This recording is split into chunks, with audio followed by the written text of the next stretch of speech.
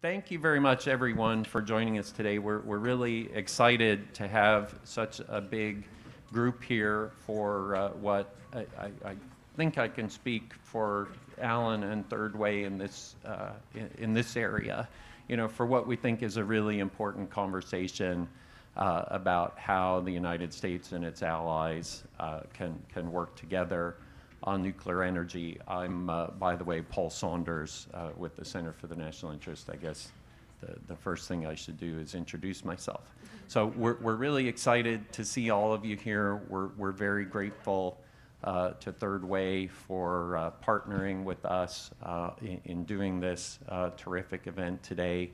We're quite grateful to all of our speakers. You'll hear more about them as the morning progresses. I'm not a big believer in long opening statements, so I'm going to be fairly brief here. But I certainly do think, first of all, that the United States is not able to do everything that we might like to do in developing our nuclear sector on our own. So I think that partnership with our allies is going to be really essential. But secondly, it's not the easiest thing to do, actually, and that's why I think conversations like this one, and we made a real effort actually to include a number of representatives of firms and in some cases governments in allied countries in the session, so that we would hear those points of view too. So we're really very, very excited to do that. Where the Center for the National Interest is concerned, many may be familiar with the center, founded by Richard Nixon actually 31 years ago, and primarily a foreign policy and national security organization, but certainly one with a deep interest in energy and also technology. We publish a great website called The National Interest, where we have actually a special section called Energy World that's devoted to covering energy technology, energy geopolitics, and related subjects. Our managing editor, Tony Mikek, is back there in the audience, so anyone who might be interested in writing, go hunt down Tony. And we were very excited to have begun that activity earlier this year with some help from Korea Hydronuclear Power. And that's disclosed on the site if you go look there, but very grateful for their help in doing that and in pushing forward this conversation. We also did, and I'll just say maybe two more words about the center's work, and then I'll move on to housekeeping and turn over to Alan. In Energy World, we did a little bit earlier this year a symposium on this topic of what's the role of American allies in contributing, or how best can we make use of our relations with our allies in advancing our own nuclear energy goals. We had, I think, 10 or 15 people write on that topic. Some of them are here in the room with us today, and we appreciate their taking part in this event. We also recently co-sponsored with another organization called Energy Innovation Reform Project, a bipartisan working group. And that group produced a report which is more domestically focused, but also includes some discussion of nuclear exports and some discussion of working with our allies. If you look at the QR code on the card that our colleagues at Third Way very helpfully produced, that report and some of their work and the articles that I mentioned are all accessible there. On housekeeping matters, first, this is an open, on-the-record meeting, just so that everyone understands ground rules. We are recording the meeting. We will put video from the meeting on the internet afterwards so that people who are not here can benefit from the discussion that we expect to have, the great discussion we expect to have. So just please keep that in mind. Secondly, being pragmatists at the Center for the National Interest, I think we well recognize that people will be up and down and in and out during the course of the meeting, and please feel free to do what you need to do. We just ask that you try not to be too disruptive. The restrooms are downstairs. That's another, I think, key housekeeping point. And otherwise, just thrilled to be working with the Third Way team. And Alan On has been our great partner here. Please let me turn it over to you. Okay. No need for applause at this point. Welcome again to this event, Unleashing American Nuclear Energy, the role of U.S. allies. I don't think I need this microphone, quite frankly, but I will continue to use it. My name again is Alan On, Deputy Director for Nuclear for the Climate and Energy Program at Third Way. Third Way is a federal policy think tank based in Washington, D.C. That develops and champions moderate ideas and policies. Thank you again for joining us on a Friday morning, no less. And thanks again to Paul Saunders and the Center for the National Interest for their partnership on this event. So I've had the privilege of knowing Paul for a little while now. He's been a longtime thought partner on these issues of international civil nuclear cooperation. But beyond the personal connection and my affection and fondness for the man himself, what has brought our organizations together here today was a comparable vision on the importance of global partnerships in the nuclear energy space. Paul mentioned both the symposium that the center worked on as well as the nuclear working group report that they released back in the summer. So Third Way, over the past several months, released a series of papers, the most recent one being a report together with Global Council, the title Parallel Visions, Shared Pressures, the Role for International Partnerships Empowering AI, a bit of a mouthful. But the report itself, it basically examined national ambitions in AI deployment and development and, concluded that countries, for the most part, don't have the capital or energy systems to feasibly achieve their AI goals on their own without international partnerships and cooperation. In March, Third Way, as many of you know, released a paper with Stonehaven called Atom Bridge, which articulated a broader strategy for the US and UK to jointly accelerate the commercialization and deployment of SMRs and advanced reactors. We were thrilled to see concepts in the paper broadly reflected in the recently announced Atlantic Partnership for advanced nuclear energy between the two countries. And last but not least, in late September, we released Atom Link, Unlocking Civil Nuclear Expansion at the Western Frontier, a joint paper again with Stonehaven and including Project Tempo as a partner on how the US and UK could cooperatively accelerate Poland's nuclear deployment goals and potentially engage with other third country partners and markets. So all of these resources are linked to the QR code that is on the flyer that's been distributed throughout this room and the back, as Paul mentioned. So over the course of this past year, our respective organizations arrived at broadly similar conclusions coming from different directions. And I think how this event came together is analogous to a shared vision on how the US and its allies and partners should approach challenges related to nuclear deployment. And throughout this discussion, we hope to dive deeper into key questions. What is our competitive advantage against our common adversaries in the global market? It is ultimately, I believe, the capacity to be collaborative, to seek mutual interest, and can parties put aside differences and the lure of near-term gain to maximize this advantage, to fully leverage the benefits of cooperation, to collectively tackle the greater challenges that lie before all of us. tripling, quadrupling nuclear capacity by mid-century, competing against Russia and a rising China, accelerating the scale deployment and commercialization of SMRs and advanced nuclear technologies, enabling embarking nations to successfully launch new nuclear programs and help address energy poverty in the developing world, and ensuring that the global expansion of nuclear energy is done safely, securely, and responsibly.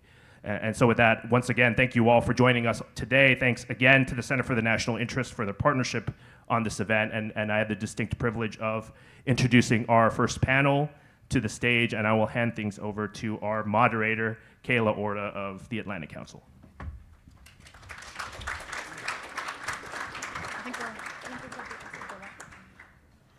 I think the panelists will come up and join me on the stage.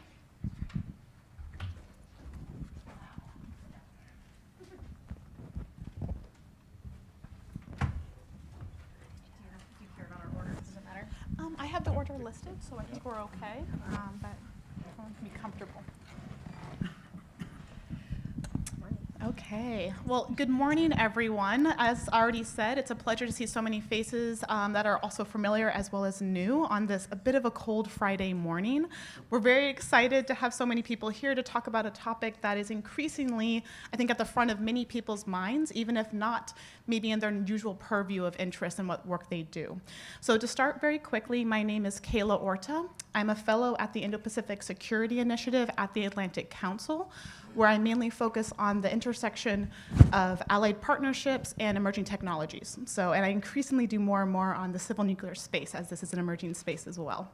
And I'm very excited to have such phenomenal and expertise here on the panel.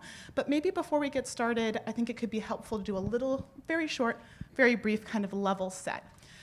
So I think in the past few years, as already stated by Paul and Alan, we've seen this interesting resurgence almost of people talking, nations talking, as well as governments and industry talking even more about the possible futures and what's happening on the front of nuclear energy and nuclear technologies.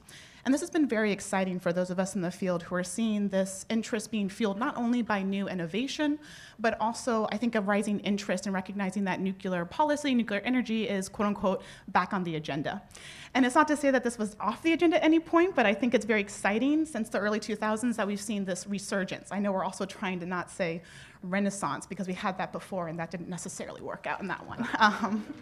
So this resurgence I think is very exciting, and obviously it's being driven by companies and industries at the forefront. And that's one of the reasons why I'm very, very excited for the panel that we have ahead of us. We're the first panel, so bear with us as we're all probably still getting caffeinated and waking up. But hopefully this will set the stage for an interesting conversation on the domestic side, as well as the cooperative partnerships, and we'll hear a little bit more about partnerships and other spaces later in today. So to get started, I will introduce our speakers in their order of presentation. And maybe what I'll do is I'll actually introduce individually. So we'll actually start with Dr. Kang to start first. And then I'll introduce everyone before they give their remarks. And I've asked remarks to be about 5 to 6 minutes, really kind of setting the stage for us, and then we'll get into some interesting discussion. So to get started, Dr. Kang, you're up first. So Professor Kang is a professor of nuclear engineering program at the Rensselaer Polytechnic Institute, RPI, and is in charge of the Nuclear Plant Reliability and Information Lab. He is also chairing the Nuclear Safety Review Board as well. He is also was previously an associate professor at the Department of Nuclear and Quantum Engineering at the Korea Advanced Institute of Science and Technology, KAIST. We do have many colleagues here from KAIST, and if you have not had the chance to visit or work with KAIST, I highly recommend collaborating. And has intrinsically worked quite a bit on nuclear safety, particularly related to nuclear power. And I think I probably will leave it there. I think we have also bios in other places as well, but I did want to give a little bit of your background and kind of introduce you because I think your expertise is very much appreciated on the panel as well. Good morning. Very glad to meet you, and thank you a lot for the meeting organizers for giving me this chance. I'm actually an engineer and researcher, so rather than suggesting some good policies or working together internationally for the nuclear renaissance or resurgence, I just wanted to share my experience. Because I'm a professor, I have chance of sabbatical leave. So last year I was in Korea. So it was very important experience for me to learn what they regarding their actual technical challenges, because Korean government established one separate organization for developing small modular reactors. And that was the time when they were struggling to make a detailed design. You know that conceptual design is easy and straightforward, but actually detailed design means we should make design which is orderable to the factories and companies. That's not easy, and all technical difficulties come to us at that phase. So my experience was like that. When I joined there, they had very nice conceptual design, but during that detailed design, they changed a lot. So it's totally different plant. What I observed there was they are fighting each other, really, while on the table. And they, when I talk to them personally, they keep complaining, and they express their kind of, yeah. So I don't say too much negative things, but they were, I mean, because they are straightforward engineers, they don't like the changes, right? Then they keep complaining, but they are fighting and work day and night together, and they actually resolve all the issues. And I was told that they will submit the final version of the design for the standard review of the Korean regulator at the end of next month. So it was successful. What I observed there, most important thing is something like package, teamwork. So they are fighting, but they understand each other and they are working for the same goal. So they should finish this project on time, and they should get the license, so this must be safe. They should make profit, so this must be economic. So they share this common goal, and they actually achieved it. So what I thought was, oh yeah, this package as a team spirit, this is really something, right? So we can find engineers everywhere, but working together, that's difficult. So if we collaborate with Korean companies, I think better to take as a package rather than make discreted over the scattered connections, right? And the second thing is the timing. You know, where the nuclear industry has a unique and very special characteristic, right? Nuclear project is huge. It requires a lot of well-educated, trained engineers, but this is not everyday business, you know? Like once 10 years, once 5 years, or sometimes every year. So in order to keep that kind of human resource and capability, there should be continuity, right?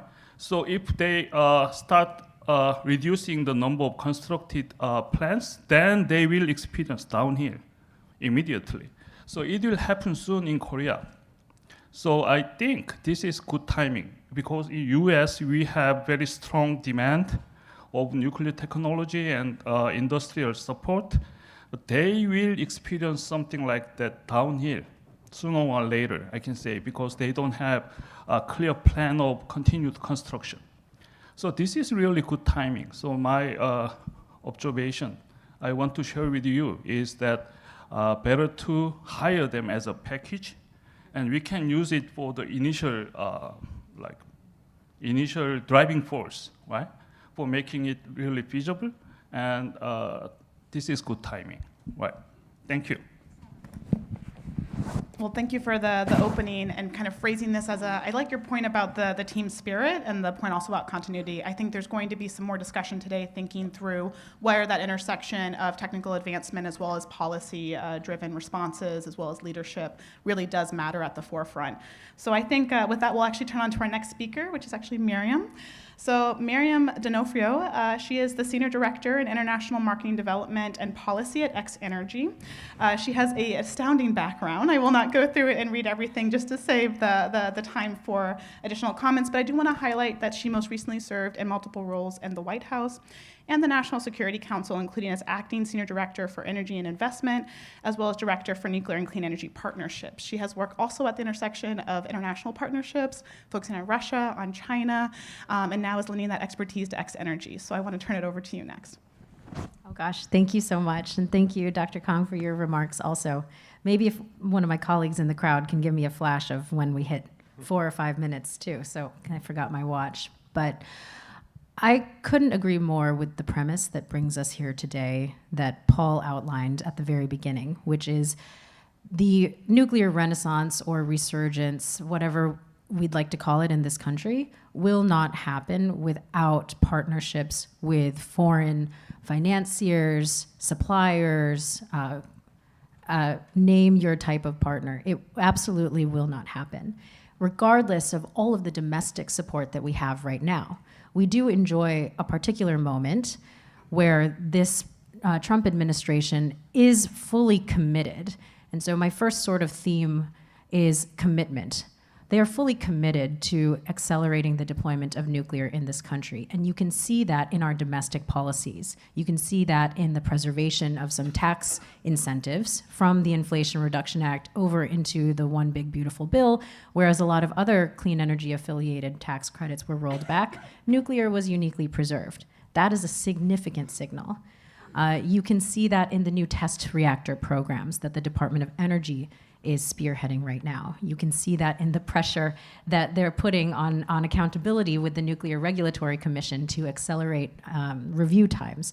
So we're all benefiting from that. TerraPower, Oklo, we're all benefiting from that right now, as well as X Energy. So these are all domestic policies that are helping us here.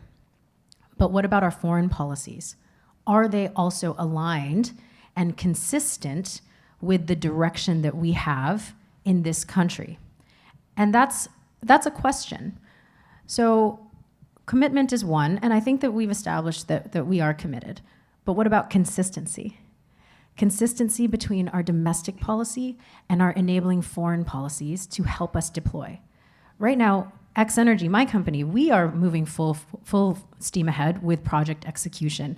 So we are talking with our Japanese suppliers, with our Korean suppliers and partners, with our French, and we have Swedish. We have international suppliers that absolutely need to be involved because they supply critical components in the nuclear island that we cannot build in the United States. We do not have US alternatives. So if we are committed to building reactors by the early 2030s, then we need to get those materials and parts and components and expertise.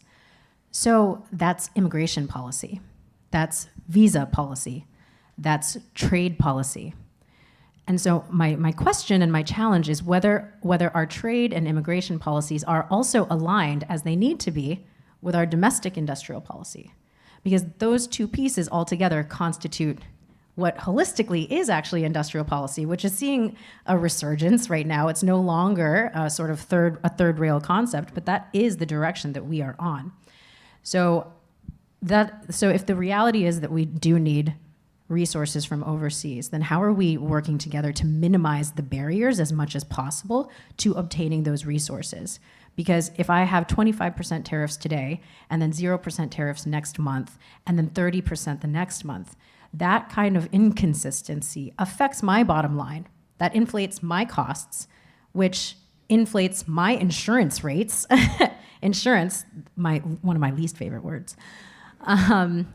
So how are we working together on a policy front to bring up all of those considerations to policymakers so that we are aligning both our domestic and foreign policies? And then my third sort of theme would be aligning our policies not only within ourselves in the United States, but with our partners in a complementary fashion. Because there are things that we have in the United States that we absolutely want to expand the production of, like support the expansion of expertise and workforce resources, right? There are comparative advantages that we have, but there are comparative advantages that our partners have. They have things that we don't. You know, Canada has a ton of natural uranium. We have a lot of natural uranium. We are nowhere near how much natural uranium Canada has, for example.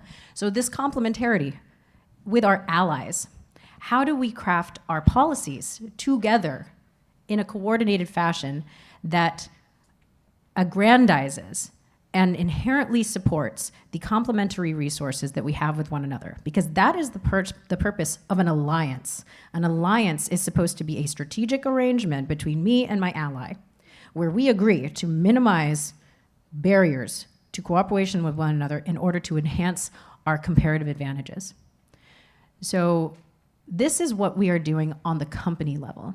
But we can only do so much on a micro level, frankly. For my one little project in Texas, my bigger project in Washington, and my order book in the United States, we can only do so much until we need the policymakers to really take hold of that too. And that's where you have this notion, this esoteric, abstract notion of public-private partnership. What does that look like? So it looks like crafting complementary policies that can maintain consistency over the duration of your order book, not just a 4-year political cycle, but the 10 years that it's going to take us to launch advanced reactors in this country. Consistency, and then commitment to those policies. Excellent. Thank you so much. I do appreciate you brought up the term public-private partnerships and kind of questioning what that looks like. I think this is the right space to have those conversations and think about it. I also want to highlight your important point of linking kind of long-term thinking, not only in supply chain management, but also workforce management as well. Thinking, you mentioned immigration and visas. I think this is something that, especially for focusing on the technical advances, we also have to remember that's rooted in people and sharing of that knowledge. And so people build reactors. Exactly. People build reactors, not machines yet. Yet. We might get to the question about future innovation later, potentially, but yeah, so I think these are all really great points and I appreciate them, and we'll move on now, but I think we'll come back to some of these points later as well. So next we'll hear from Jeff. We'll hear from Jeff Navin, and so he is the co-founder and partner at Boundary Stone Partners and an advisor at TerraPower. We're excited to have him here because his work currently builds on over 20 years of experience in politics and government law and advocacy. And he has also previously served as the Chief of Staff and Deputy Chief of Staff at the United States Department of Energy, where he helped manage the highest portfolio of energy policy issues facing the country. So I think he brings a lot of expertise from inside the House as well as outside, and I'm hoping that we'll hear from his remarks as well. Great, thank you. Thanks for putting this event together. It's very timely and I think very important. I think the turnout sort of shows that, right? So nuclear kind of has a Walt Disney problem. Right. So my Walt Disney problem is the last time we were going through a big build out and there was of reactors and there was a lot of activity in the space, right? It was like in the 1980s, right? So imagine, you're the nuclear industry and you are cryogenically frozen like Walt Disney, in the 80s, and you're listening to the Ronald Reagan radio address in the background, thinking to yourself, Americans are never going to buy cars from Japan, and you drift off to sleep. And you wake up today. And it's a little jarring, right? The world has changed quite a bit since the last time we went through a big build out in this level of excitement, with nuclear. And it's an industry that is, I think, for good reason, small c conservative, cautious, and slow, and we're finding ourselves entering into an environment in which politics, policy, landscapes, alliances, the energy markets, energy regulatory systems, everything is moving at a lightning speed. And we are an industry that thinks in decade-long increments, not month-long increments, and we're having to make that adjustment and the change. And I think TerraPower is a really good example of how nuclear is at the tip of the spear for a lot of these issues in ways that other energy technologies are going to run into, that other critical infrastructure kind of policy issues are going to run into, and we just happen to be the timing is that we're going first, right? So take TerraPower for example. Company's been around for about 15 years, which is dinosaur in the advanced nuclear age in terms of our age. And when we started thinking about deploying our first reactor, there was really only one country that wanted to partner with us, and that was China. So TerraPower went to China. We had, at the time, very different relationships between the two countries. We were collaborating particularly on nuclear energy issues. We were sharing with China, for example, our molten salt reactor technologies, and they were iterating on those, and they just brought one online. But it was a very different time. Right before TerraPower was about to start the initial sort of partnership and share our IP with a Chinese partner, the US government declared that it is illegal to export advanced nuclear technology to China. And I mean, we were a few weeks away from sharing blueprints, right? And I feel so bad. I was the one who delivered the Yes. demarche Yeah. to the Chinese. Right. I'm so sorry about Yeah. that. Well, but here's the thing. I mean, if we had a half-built reactor in China right now, I think we would be in that would be a very, very difficult place for any company to be. But that was kind of the first start on the tip of the spear where you started to see the differentiation in some of these science and technology issues of cooperation with China to competition with China, right? So we pivoted and we did something that when I was at the Department of Energy in the Obama administration would have been unheard of, which was helped to establish a demonstration program for advanced nuclear technologies in the United States. Demonstration is not something that the department does or did, or does now, but that it did.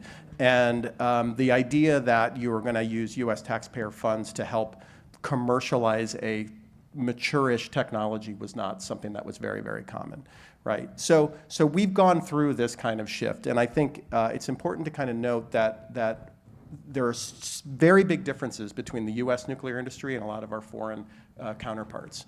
Number one, we are not state-owned. There's a Westinghouse joke in there probably, but we'll leave that for now. We are not a state-owned enterprise. We do not. We are independent private companies that have to raise capital and live and die on our own profit margins and our own business execution. The Chinese, the Russians, the Koreans less so, the French a little bit, have much more of a collaboration between their state governments and their nuclear companies. And in some cases, there's no daylight like the Chinese and the Russians. So we're going to go compete to sell a reactor in a geopolitically important region.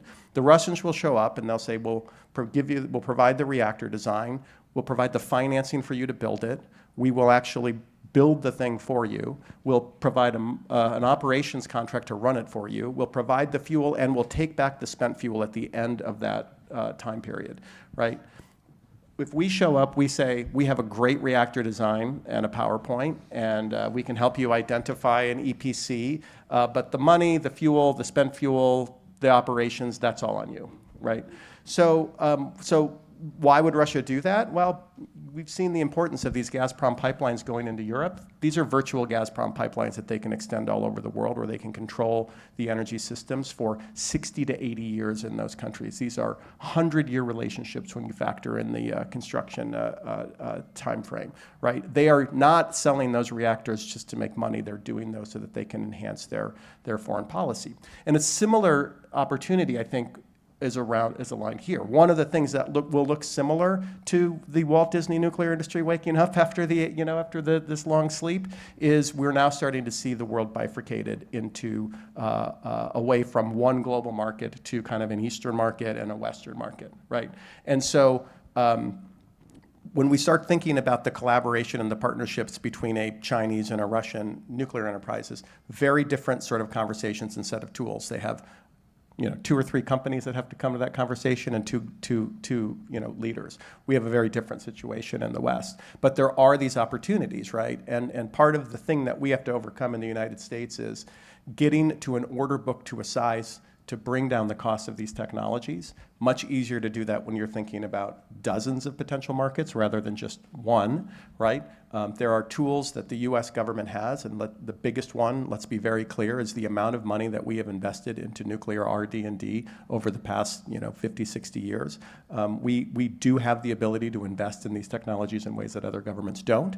But there are also, as was pointed out, even with our advanced reactor demonstration program, which like X Energy, we have Buy America provisions. We have to buy American components if they're available. And we have partnerships with Japan, Korea, the Emiratis, Spain, Canada, because there are no manufacturers of a lot of those components in the United States. Fuel is the other big one where there's real opportunities for collaboration. We talked about uranium availability, but there's also the enrichment, conversion, deconversion, a lot of fuel fabrication, and a lot of those pieces where there are other countries that have expertise. So so you can see from a policymaker lens how you can elegantly put these things together, right? And you can strengthen the US-EU, US-UK, UK-EU, building on things like the AUKUS deal, where you've got Japan and Australia and other, you can see how you can piece all these things together. The challenge that we have, however, is that in almost all of those cases, you're talking about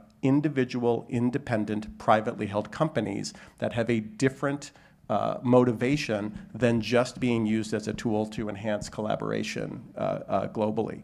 Now, we believe, and I think the United States believes, that there are clear advantages to having competition and capitalism and private capital and all of those things come to the table to help our industries, and that over time we're going to be much better suited. And you're seeing that, I think, with the innovation that we're seeing, today. That's private-led, not publicly led. But we do have to remember that these are startup companies. These are what the companies up here are trying to do is extraordinarily difficult. The margins are very, very tight, and I do think we have to be careful of not saying to these companies that are just trying to get reactor 1 and 2 and 3 built, also you are responsible for repairing the relationships between the United States and the EU and NATO and the UK and Japan and South Korea, and developing a counter to the Belt and Road Initiative with China and all of Russia's regional aspirations as well. So I think this industry can and will play a really important role. And like I said, we're kind of the tip of the spear in some of these questions. But we can't carry everything on our backs as well. So we have to make sure that the partnership really is a partnership with the U.S. government as well. Excellent, excellent. Thank you so much for that. And thank you for also sharing a little bit of the historical perspective, kind of the vision from where TerraPower had been and where it's headed, and also thinking a little bit more through how much we lean on this industry and this form of partnerships. There was something else you had mentioned I thought was really great, which was you also brought our conversation into the third-party export space, and then you also highlighted, I think all of us are talking cooperation, and you mentioned competition. And I think that's another point that will come up later as well, and I know, I think several colleagues, we already mentioned the symposium on nuclear energy, the national interest did, and a couple colleagues had written on this exact point as well.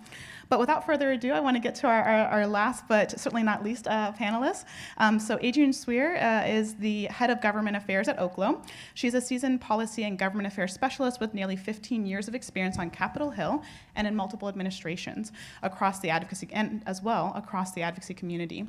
Previously, she served as the chief of protocol to multiple secretaries of defense in the Pentagon and has worked to advance new initiatives such as partnerships with the World Economic Forum. So I'm very excited to hear from her remarks as well and to hear her thoughts additionally. Great, thank you for having me. It's pretty hard to follow all three of these people who have good insights, and my answer is just ditto to about 75% of it. A couple of elements that I want to pull forward as we go into a dialogue, and I love the idea of consistency, but I also feel like some of the most important international allies that the U.S. can have in the nuclear space are going through a political change that is similar to ours or even more extreme, and really hard to look at a 10-year horizon that we can count on. And I want to add some color to that here in the U.S., given this week's election, some things that we need to think about that are coming over the next year and a half that are going to change the equation, despite a lot of good bipartisan headwinds that you two have led and that colleagues across administrations have led. But if you look at Tuesday's outcome, we had a governor win in New Jersey, and one of our key messages was freezing utility bills. Energy prices are driving politics in the U.S. for the first time in 30 years, and baseload energy will be a key component in solving that solution. And our timelines are a little bit different than the political timelines of the election a year and a half from now. If anybody followed the election in Georgia on the utility commissioners, really sad day for some huge champions in nuclear, but not an anti-nuclear election, just a proof point that it's anti-energy prices. And I think that trend line is coming and going to hit this policy world pretty hard over the next year and a half, and something we really need to identify. So I want consistency, I want reliability on the policy front, but I think we have to recognize that the world is experiencing, and everyday Americans and our allied friends are experiencing energy prices that are really changing an equation and a dynamic at the kitchen table that we haven't seen in 30 years. I see nuclear energy as the key solution to a lot of that, and I think these policy challenges that have plagued our industry for a long time have plagued our industry because the need for reducing energy prices in a clean, reliable, 24/7 way haven't been as extreme. So for me, it's a domestic coordination and an international coordination on the private sector side to drive consistency on that policy. And I think that's what today brings, that we need to really work and collaborate on. So on the developer side, on the deployer side, and we talked a little bit about the need for government capital and competing on the international side with states that are financing these entities. But I also want to acknowledge that the private market and capital is coming to the table for nuclear in ways it hasn't in 50 years. I mean, some of us have raised billions of dollars over the last 12 months, and that hasn't been seen in the private sector towards nuclear energy, and I think it's the beginning, not the end, and we need to leverage that investment along with the public-private partnership that we're seeing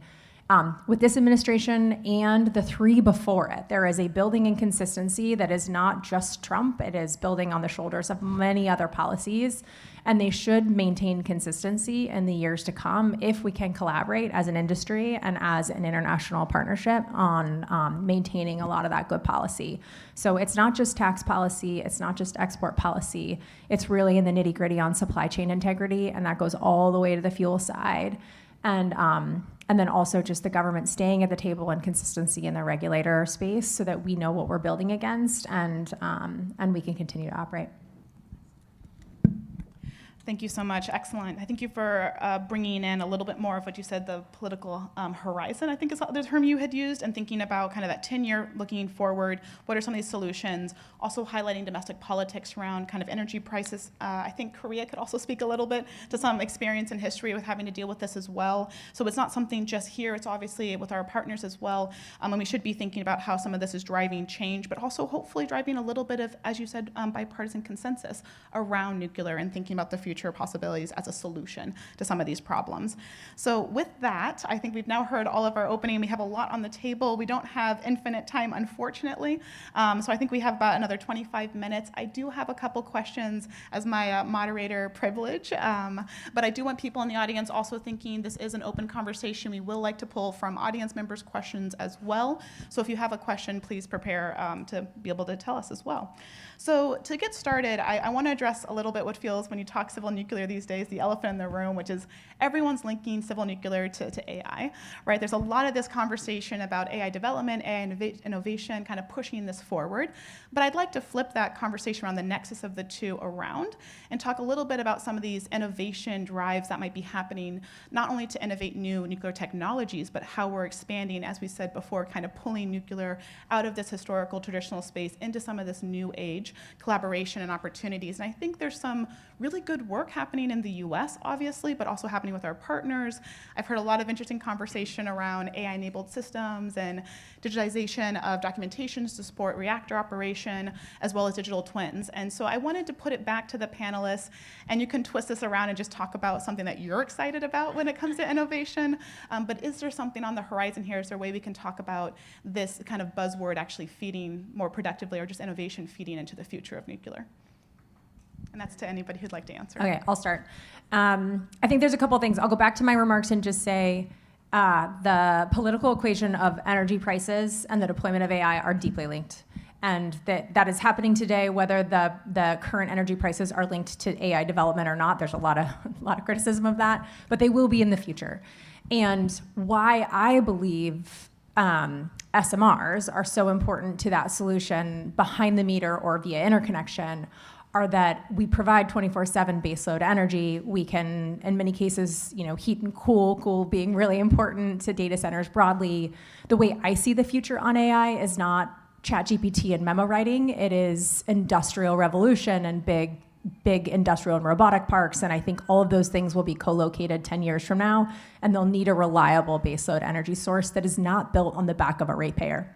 And so for me, that piece is really important. I also think the AI future and the backlash we're seeing from kind of NIMBY environmentalists and frankly just communities that are struggling with them, and many of you might live in Virginia and see some of that politics play out this last week, they have to be designed and built in different ways that align with the build of that AI. They have to be done in a way that might be privately financed or not financed by the utility the way nuclear has always been done, because that's often influencing the long-term cost to the ratepayer. And I think there's a lot of intersection. The last thing I'll say is that artificial intelligence being built into designing building safety, operating of all types of energy, but particularly modernizing ours, is extremely exciting and at the beginning phases of deployment. And I think as we're having an international discussion, the Chinese are, from what we know, leveraging that more aggressively than we are in the nuclear industry, and it's something I'm excited to see companies like ours drive. May I? Just really quickly, totally agree with everything Adrian said. And the innovation that we're seeing in terms of those linkages is honestly in the business model, the development of new business models. Because exactly what you said, the hyperscalers, our partnership with Amazon is teaching us a lot about how to work with Amazon and a utility, Energy Northwest, who's our partner in Washington State, and us. And Amazon and a public utility, they have completely different motivations. Amazon wants to go quickly. They need the power absolutely right now. They have a $2 trillion market cap, and Energy Northwest is a great partner, but they're working at a different pace. They don't have a $2 trillion market cap, right? So they're not sloshing around in billions that they're willing to put behind a PPA. So but we all are working together to implement and deliver and execute that project. So I think that the real innovation to be had is to look at what that partnership looks like, how much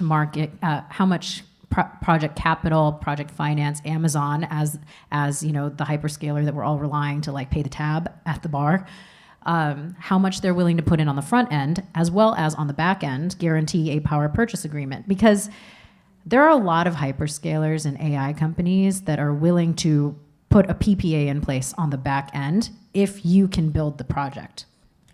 There's a lot of investment, private capital out there that really wants to invest in our companies. We are the three best capitalized advanced reactor companies in the world, honestly, right here on this panel.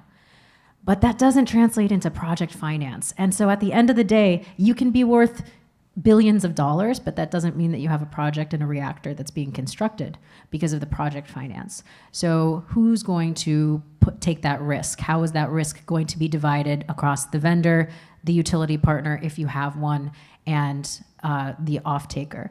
Some hyperscalers, and it's good to treat them kind of in a differentiated manner, because Amazon and Meta and OpenAI and Anthropic, they are all different companies too. They're looking for different things. So we should start to be a little bit more sophisticated in how we treat them, not in a monolithic way.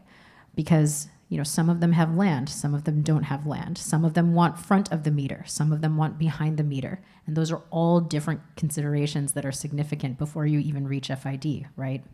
So let's inject some nuance in what the vendors need and what the hyperscalers need, and let's look at the maximum creativity we can inject into the actual project contract conditions, because that's where the innovation is really going to happen. It's not a technology question; it's like a commercial question. Yeah, I like that. It helps. I totally agree with that. And our founder Bill Gates founded TerraPower. So obviously tools of advanced computing have been used since our inception, right? And it's made a huge difference in terms of our ability to build things and move quickly. And there are lots of other cool things happening with AI. For example, there are a couple of companies I know that are trying to take all of the data that exists within the NRC's database and then use that to be able to use large language models to help speed up the time it takes for companies that are trying to do their licensing. But I think the biggest contribution is going to be the demand increase from AI is going to hopefully allow for nuclear to survive a period where the number one issue among voters on energy is cost. Because we are building first-of-a-kind things that are expensive, right? The first car to roll off the assembly line costs $1 billion if you only sell one, right? But the point is that as more cars come off, you can bring those prices low. We aren't going to make any money. We aren't going to have viable companies if we're selling one reactor or two reactors. We need to sell a lot of them. And in order to get to the point where you're bringing those costs down, you need an order book, right? And so I'm going to beat this Disney analogy just into the ground, but one of the other big changes when you wake up from that slumber is the last time we went through this, every utility in the United States was a regulated utility that was rate-basing new generation capacity through a variety of technologies every single day, right? Today, utilities don't build things. They don't build things. They don't build generation. All of the additions that have come in, or the vast majority of additions that have come in wind and solar and storage and gas, have been done by independent third-party developers that put together the project finance package. And the solar company is not also overseeing the EPC and their solar manufacturing company is not, we make panels and we oversee EPC and then we own and operate power plants and negotiate complex multi-year agreements with a utility. No, they just make solar panels and they sell it, and then there's this third-party expert. There are a few companies trying to do that in the nuclear space, but we've never done that before. There's never been a PPA for nuclear that's led to the construction of a nuclear power plant, right? Now, here's the good sign. The last time we did have a PPA for a nuclear power plant was Oklo's PPA in Utah, and that rose to $89 a megawatt hour, and it was canceled a few years ago. I guarantee that if you could show up and deliver or NuScale, what did I say? NuScale, not Oklo. Yeah. Oh, sorry, NuScale, NuScale, so sorry. But if any of us could show up and say we can deliver firm, clean baseload power at $89 a megawatt hour, we would sell that PPA 10 times over in 30 minutes, right? So the market is evolving and changing because you have people who are willing to pay a premium for what we're offering, but we also have to be clear that price sensitivity is not something that they're never going to have. They're just a little more open to it at the moment. So we still have to bring down those prices over time to remain competitive. But I think the real contribution of AI is that it's going to lead to increased demand, which will allow us to figure out how to finance and build and have a model to own and operate these reactors, which we don't have right now. Excellent. Thank you so much. I do want to see, you do have a comment as well, please. And then we'll turn it over to the floor for questions. So I have a different view always, yeah. So I'm an engineer, so I was thinking when she mentioned about the advanced technologies and nuclear energy and all those electricity issues, I was thinking differently. So in the nuclear industry, in nuclear business, one of the most challenging issue is kind of fluctuation of demand, right? But in these days, because AI industry require a lot of electricity and electrification of the car requires highly elevated demand of the electricity. So it looks like one of the most challenging issue can be resolved without too much of effort. But the problem is the gap between the timing. So the AI companies wanted to use the electricity tomorrow, but the nuclear power plant will take 10 years to construct. So that's my point. So by utilizing international collaboration, we can expedite that initial deployment of nuclear plants. Once it is done, then we will have very naturally growing business environment here. And then we will think about the self-reliance of nuclear industry. So at this time point, because we lost a lot of capability in terms of the manufacturing things, but later, do we really want to compete with China by labor-intensive manufacturing? I don't think we can do, right? So you should think the GDP per capita. So we're gonna use that kind of advanced technology to make it doable in this country, something like welding, right? So one of the most important skills of nuclear-related component manufacturing is welding, actually, or high-quality welding. So if we can use robotics and AI for that kind of welding automation, we may be able to compete against Chinese industry with higher quality and lower cost. So that's kind of organically growing business plan. And I think this is really good timing because we have huge demand. We see that, right? So that's, we already talked about the inconsistency of policy, but the demand from market is quite consistent, right? So we can utilize that part, and we need to address that issue, timing gap issue, with help from outside of the country, right? That's what I was thinking. Thank you. Can I add one more thing? Sorry, I know. Yeah, I do want to make sure we have time for questions. Is it possible? Because I know that we only have about 10, 15 minutes left. So what I would actually like to do, and you could probably also meld the conversation into the response as well, I'd like to take about 2 to 3 questions, and then I'll have the panelists answer down the row and fill in their thoughts additionally. So do we have a couple of questions from the audience? So I see one in the front, and I also see one in the back. And so I have... just going by speed of hands. I have 2 up here and 1 back there, so we'll take the 3. So first here.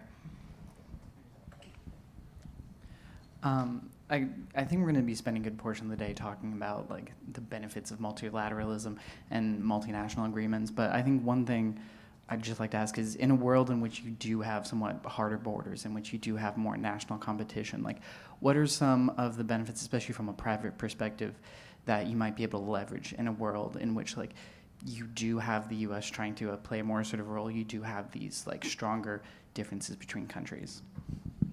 Excellent. But also take the next question as well. And then we'll make sure to get to the back as well.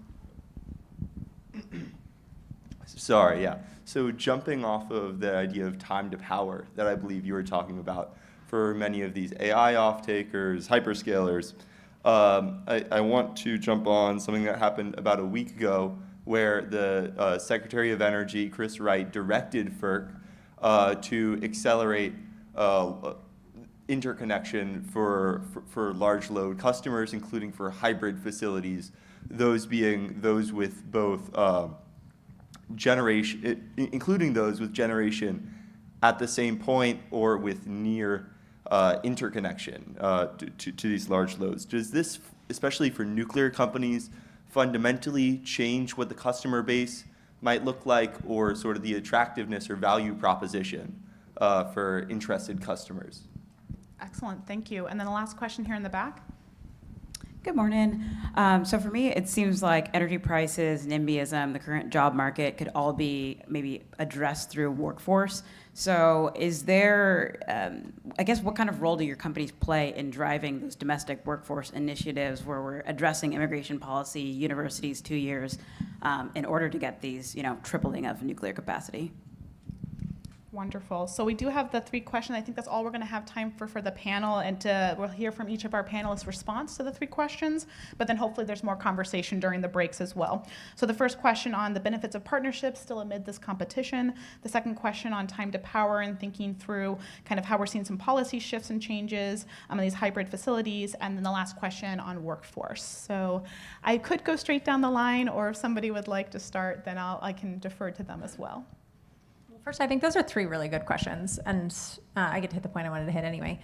I think there's a couple parts. Like, America has a tremendous nuclear history, doing all the things in the supply chain.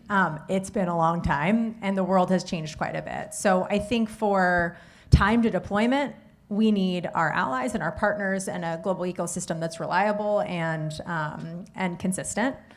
It doesn't mean we can't build that capacity. We should enrich, we should convert, we should mine fuel.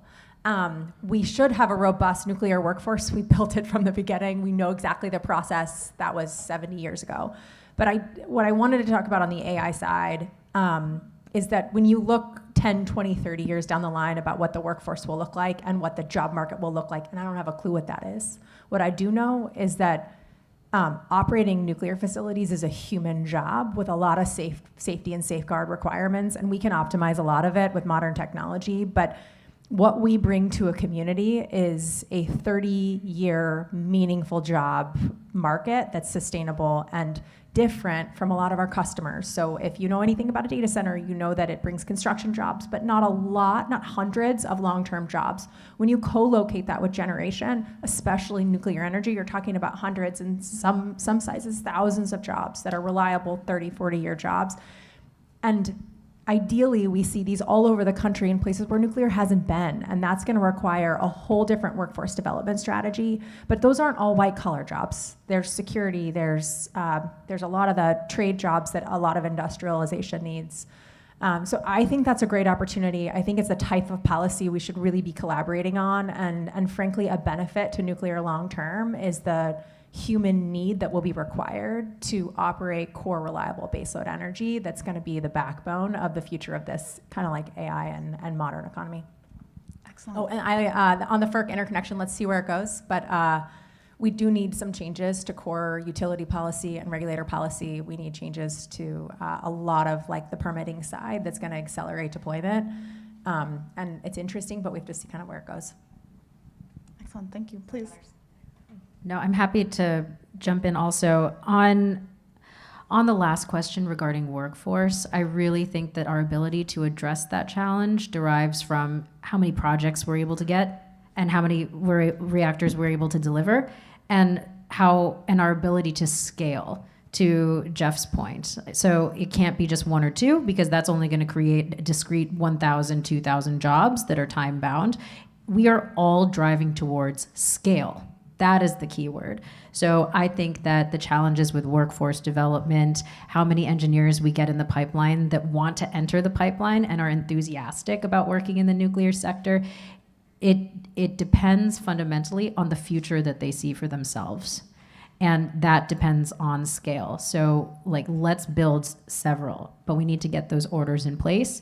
And the orders will come from successful delivery on the first couple projects, demonstration, pilot, whatever we have, to the general public, because we are still in a point where we have to build trust as an industry with the people who have looked at the past. They have looked at 3 Mile Island, they have looked at Vogtle, they have the 30 years, whatever. They have looked at VC Summer, and they have seen a history pockmarked with questionable successes, right? So we also have to build trust as an industry so that people see a future for themselves and are hopeful.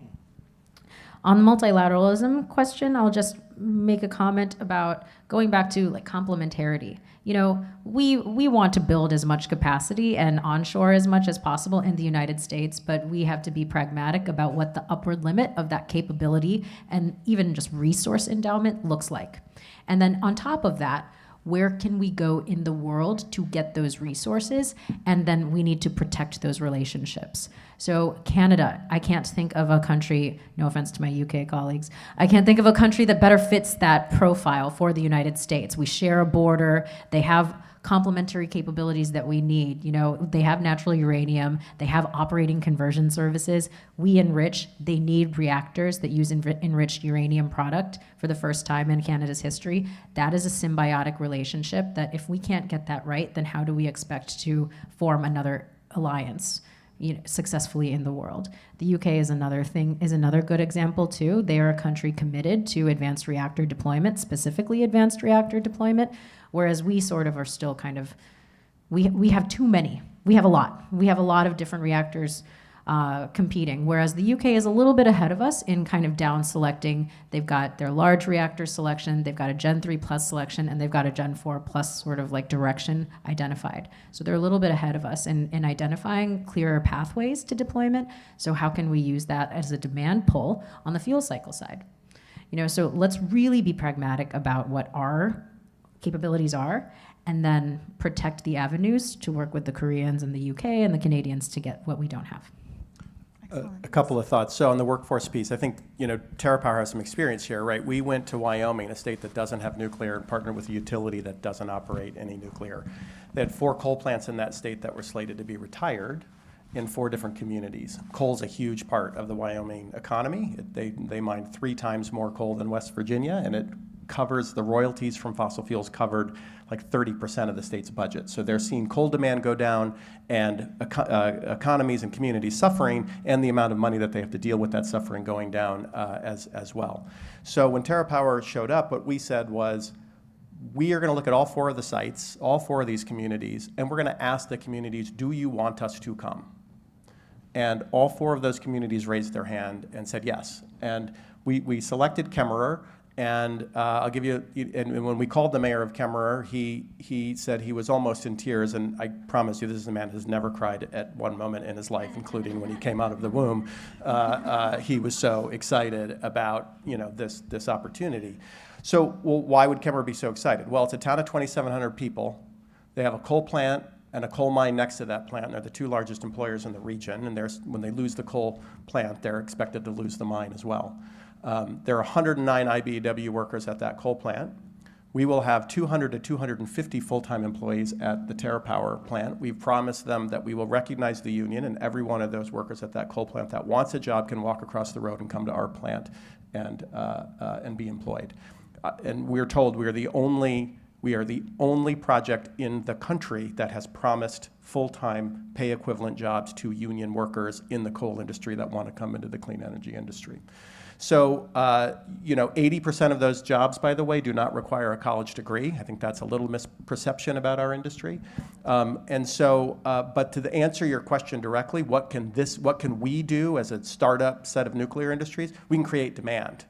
But after that, it's up to the workforce development boards, the Department of Labor, the building trades councils, those entities to come together to help collaborate. Now, we do a lot. Workforce keeps all of us up at night, right? Like, where are we going to find the workers to build and operate these things? So we have an interest in participating in it. But it's just, again, one of these things you can't have startups here also dealing with the need for the transformation of workforce into skilled labor that we are solely lack, right? So we can provide some of that piece, but not all of it.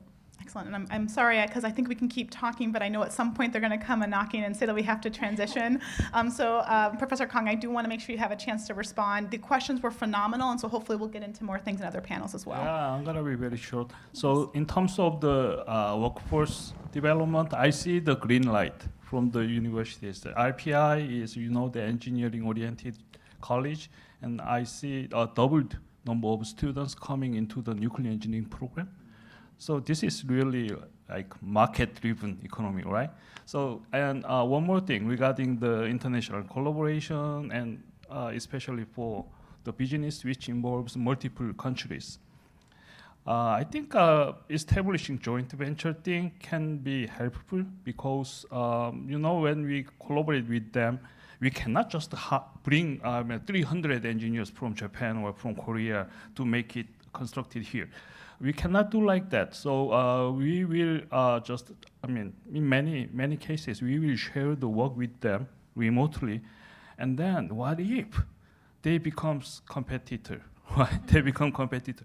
So that's the big trouble. So establishing joint venture or other mechanism of making it sustainable business entity will be possible option we can consider. Thank you. Excellent, and thank you so much for bringing that point about students being interested to engage.